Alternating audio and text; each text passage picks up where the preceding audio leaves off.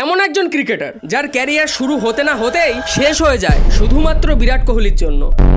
ঘটনাটি হচ্ছে 2016 আইপিএল এর, যেখানে শিভিল কৌশিক নামের একটা ছেলে তার ইউনিক বোলিং অ্যাকশনের জন্য ইতিমধ্যেই সবার নজর কেড়েছিল। তখন তাকে দেখে সবাই একটাই কথা বলেছিল, এই ছেলেই ভারতীয় ক্রিকেটের ভবিষ্যৎ, পরবর্তী লেজেন্ড। কিন্তু 2016 আইপিএল এ সে যখন পিক ফর্মে থাকা বিরাটের মুখোমুখি হয়, তখন তার সাথে এমন কিছু হয় যা হয়তো সে নিজেও কল্পনা করেনি। 2016 আইপিএল গুজরাট ভার্সেস আরসিবির মধ্যে ম্যাচ চলাকালীন 19 ওভারে গুজরাটের হয়ে বল করতে আসে শিভিল কৌশিক, আর তার সামনে দাঁড়িয়ে এক বিধ্বংসী ব্যাটার বিরাট কোহলি। ওভারের প্রথম বল 6, দ্বিতীয় বল 4, তৃতীয় বল আবারও 6 রান। এইভাবেই প্রথম 3 বলে 16 রান দিয়ে কৌশিক একটু চাপে পড়ে যায়। কিন্তু এ তো সবে শুরু, আসল তাণ্ডব তো তখনও বাকি ছিল। ওভারের চতুর্থ বল আবারও 6 রান, পঞ্চম বল সোজা দর্শকদের মধ্যে আবারও 6, আর শেষ বলে 2 রান নিয়ে 30 রান করে এক ওভারে। যাকে সবাই ভবিষ্যতের লেজেন্ড ভাবছিল, সেই কৌশিককে এরপর আর কখনোই আইপিএলে দেখা যায়নি।